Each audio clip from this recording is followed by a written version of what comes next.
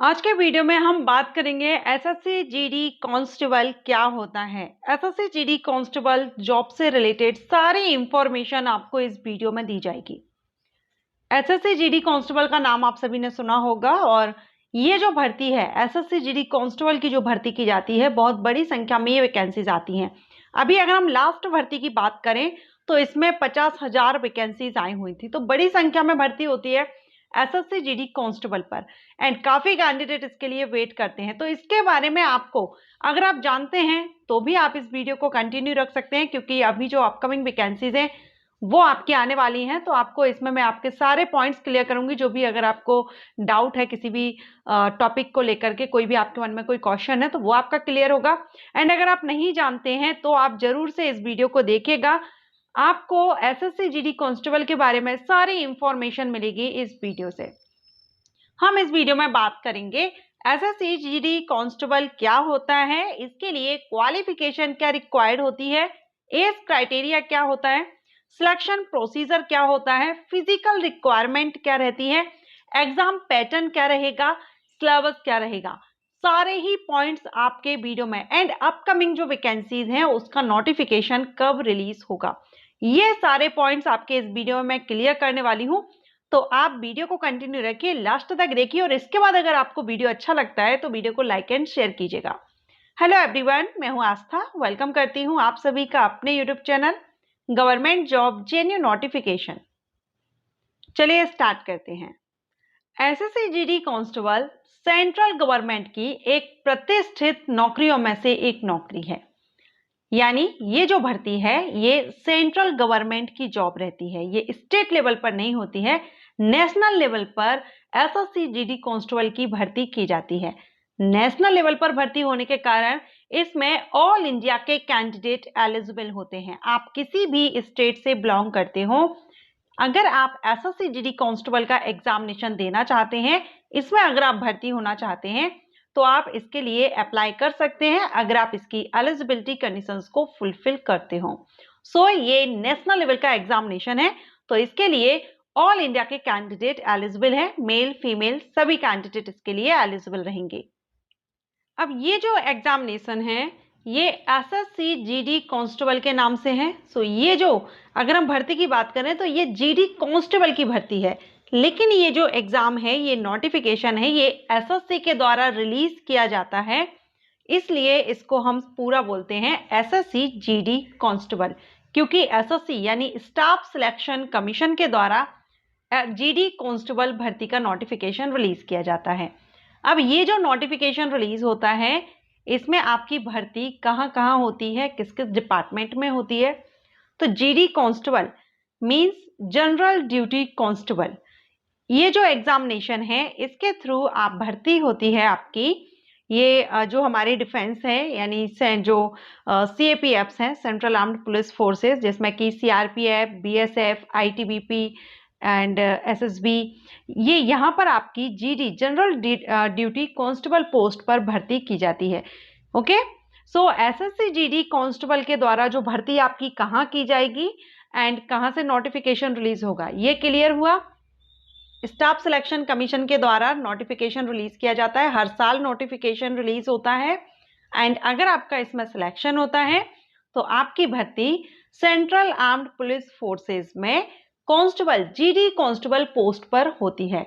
अब ये जो सेंट्रल आर्म्ड पुलिस फोर्सेस हैं, CRPF, BSF, ITBP, SSB and other रहती हैं, तो इसमें आपको प्रेफरेंस देना होता है, क्योंकि ये सभी अलग अलग हैं। अब जब आप इसमें अप्लाई करेंगे ना, उस टाइम आपको फिर प्रेफरेंस के लिए फॉर्मेट अलग से आता है, जिसमें आपको प्रेफरेंस देना होता है कि आप सबसे पहले किसको प्रेफर करेंगे, किसको ज्वाइन करना चाहेंगे।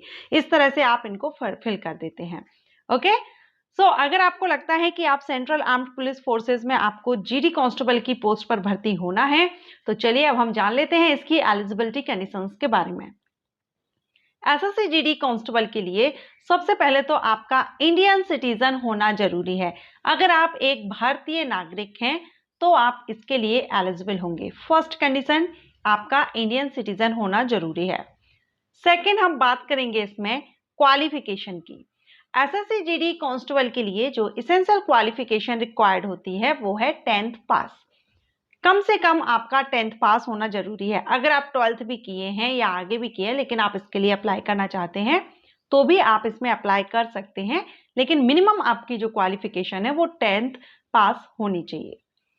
इसके बाद अगर हम बात करें एज क्राइटेरिया की, तो इसमें जो एज क्राइटेरिया है वो जीडी कांस्टेबल के लिए ये रहता है 18 से 23 साल, 18 टू 23 ईयर। ये जनरल कैटेगरीज के कैंडिडेट के लिए रहता है। जो रिजर्व कैटेगरीज के कैंडिडेट होते हैं उनको रिलैक्सेशन मिल जाता है। एंड ये जो एज क्राइटेरिया रहता है ये आपकी एज काउंट की जाती है जिस ईयर में ये नोटिफिकेशन रिलीज हुआ है उसके 1 जनवरी से आपकी एज काउंट की जाती है। Okay, so 18 to 23 year age होनी चाहिए जनरल कैंडिडेट की, अगर आप जनरल कैटेगरी से बिलोंग करते हैं। अगर आप रिजर्व कैटेगरी से हैं तो ओबीसी कैंडिडेट को 3 इयर्स का, SC/ST कैंडिडेट को 5 इयर्स का, एक्स सर्विसमैन जो कैंडिडेट है उनको भी 3 इयर्स का रिलैक्सेशन मिलता है। एंड अदर जो कैटेगरीज रहती हैं उनको सेंट्रल गवर्नमेंट रूल्स के अकॉर्डिंगली एज रिलैक्सेशन मिल जाता है। नेक्स्ट हम बात करेंगे एसएससी जीडी कांस्टेबल एग्जाम आप कितने बार दे सकते हैं, अटेम्प्ट्स कितने रहते हैं। तो ये जो एग्जाम है अगर आप इसकी एलिजिबिलिटी कंडीशंस को फुलफिल कर रहे हैं, क्वालिफिकेशन एंड एज क्राइटेरिया में अगर आप आते हैं तो आप जितने बार चाहें उतने बार ये एग्जाम दे सकते हैं, इसमें कोई भी लिमिटेशन नहीं है। इसके बाद अब हम बात करेंगे सिलेक्शन प्रोसीजर की। सिलेक्शन प्रोसीजर आपका क्या रहता है, तो एसएससी जीडी कांस्टेबल के लिए अगर आप अप्लाई कर रहे हैं तो इसमें आपका जो सिलेक्शन प्रोसीजर है इसमें सबसे पहले आपका कंप्यूटर बेस्ड एग्जामिनेशन होता है। कंप्यूटर बेस्ड एग्जामिनेशन जब आप क्लियर कर लेते हैं तो इसके बाद आपका पीईटी पीएसटी होता है and then document verification and medical test रहते हैं। तो ये आपका स्टेजेस हैं। इसमें अगर हम सबसे पहले देखेंगे computer based examination. Computer based examination ये आपका ऑब्जेक्टिव टाइप होता है, मींस आपको एक क्वेश्चन दिया जाता है जिसके 4 ऑप्शन दिए जाते हैं, जो आंसर सही होता है उसको आपको टिक करना होता है। इसमें general intelligence and reasoning, general knowledge, general awareness, elementary mathematics, English और हिंदी से क्वेश्चन किए जाते हैं। ये 4 पार्ट होते हैं। सभी से 20-20 क्वेश्चंस आते हैं 40-40 मार्क्स के, यानी 1 क्वेश्चन 2 मार्क्स का रहता है। 60 मिनट की टाइमिंग दी जाती है, लगभग 1 घंटे की टाइमिंग आपको इसमें दी जाती है। हिंदी और इंग्लिश किसी भी लैंग्वेज में आप ये एग्जाम दे सकते हैं। नेगेटिव मार्किंग भी रहती है, 0.50 मार्क यानी हाफ मार्क आपका माइनस कर लिया जाता है अगर आप रॉन्ग आंसर देते हैं। तो आपको आंसर केयरफुली देना है, अदरवाइज आपका मार्क्स माइनस कर लिया जाएगा।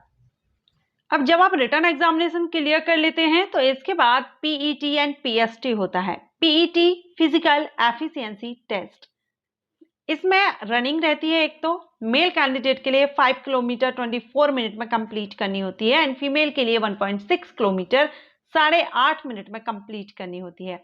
एंड आप किस हिसाब से टाइमिंग ले रहे हैं उस हिसाब से आपको यहाँ पर मार्किंग मिलती है। ओके, सो ये आपका है। इसके अलावा 1.6 अगर जो लद्दाख जोन से बिलोंग करते हैं उनके लिए यहाँ पर कम रहता है, हिली एरिया से बिलोंग करते हैं उनके लिए थोड़ा सा रिलैक्सेशन रहता है। इसके बाद फिजिकल स्टैंडर्ड टेस्ट देखेंगे। तो इसमें जो हाइट है मेल के लिए होती है 170 सेंटीमीटर, फीमेल के लिए होती है 157 सेंटीमीटर। और ये जो मेल फीमेल की हाइट है ये जनरल कैंडिडेट के जो मेल फीमेल कैंडिडेट हैं उनके लिए है। जो रिजर्व कैटेगरी से बिलोंग करते हैं उनको रिलैक्सेशन मिल जाता है। अभी आप स्क्रीन पर चार्ट देख रहे हैं, इसमें आपको रिलैक्सेशन अगर आप जिस भी कैटेगरी से हैं, हिली एरिया से हैं, अलग अलग जोन वाइज यहाँ पर आपको रिलैक्सेशन मिल जाता है। इसके बाद मेल कैंडिडेट के लिए चेस्ट 80 टू 85 सेंटीमीटर एक्सपेंशन के साथ होना चाहिए। ओके, सो यहाँ पर आपका ये और वेट जो फीमेल कैंडिडेट है उनका वेट चेक किया जाता है और हाइट के अकॉर्डिंगली वेट देखा जाता है। इसके बाद आपका अगर आप फिजिकल भी क्लियर कर लेते हैं तो document verification and medical examination होता है। अब अगर आपका इसमें सिलेक्शन हो जाता है तो आपको जो प्रेफरेंस के अकॉर्डिंगली आपको जो भी आप ज्वाइन करना चाहते हैं, सीआरपीएफ, बीएसएफ, आईटीबीपी, सीआईएसएफ, आपको पोस्टिंग मिलती है। इसके बाद आपकी सैलरी क्या रहेगी, तो यहाँ पर जो सैलरी रहती है पे लेवल आपका यहाँ पर स्टार्टिंग अगर हम देखें बेसिक पे तो आपका लेवल 1 से 18,000 से 56,900 ये यहाँ पर सिपॉय इन एनसीबी के लिए, क्योंकि अलग अलग पोस्ट आजकल जीडी के साथ में अदर पोस्ट के लिए भी वैकेंसी आती हैं। एंड पे लेवल 3 से 21,700 से 69,100 ये अदर जो भी जीडी पोस्ट रहती हैं उनके लिए रहता है। तो इसमें जब आप नोटिफिकेशन देखेंगे तो उसमें कुछ अदर पोस्ट भी रहती हैं अदर डिपार्टमेंट्स के लिए, लेकिन अगर हम जीडी की बात करें तो लेवल 3 से 21,700 से 69,100 आपकी सैलरी रहती है। और अगर आप इसमें अप्लाई कर रहे हैं तो आपको एप्लीकेशन फीस भी पे करनी होगी। अब फीस कितनी रहेगी? तो अनरिजर्व्ड मेल कैंडिडेट के लिए, general and OBC male candidate के लिए 100 रुपए एप्लीकेशन फीस रहती है। All female candidate, SC ST candidate, ex serviceman candidate, इन सभी के लिए एप्लीकेशन फीस माफ रहती है। तो एसएससी जीडी कांस्टेबल एग्जामिनेशन के बारे में मैंने आपको सारी इंफॉर्मेशन दे दी है। और हाँ, जो अपकमिंग वैकेंसी है उसका नोटिस बहुत जल्द रिलीज होगा। नवंबर मंथ में एसएससी जीडी कांस्टेबल का न्यू नोटिफिकेशन रिलीज होने वाला है। तो ये सारी इंफॉर्मेशन जो आपको दी गई है, अगर आप जो एलिजिबिलिटी जो रिक्वायरमेंट है वो अगर आप फुलफिल कर रहे हैं तो आप तैयार रहिए। नवंबर मंथ में एसएससी जीडी कांस्टेबल का नोटिफिकेशन रिलीज होगा। चैनल को सब्सक्राइब नहीं किया है तो सब्सक्राइब कर लीजिए। जैसे ही नोटिफिकेशन रिलीज होगा आपको फुल इंफॉर्मेशन के साथ वीडियो अपलोड कर दिया जाएगा। बेल आइकन को, जो बेल आइकन का ऑल ऑप्शन है उसको आप प्रेस कीजिएगा, तभी आपको मेरे सारे वीडियोस के नोटिफिकेशन टाइम से मिल सकेंगे। Thanks for watching.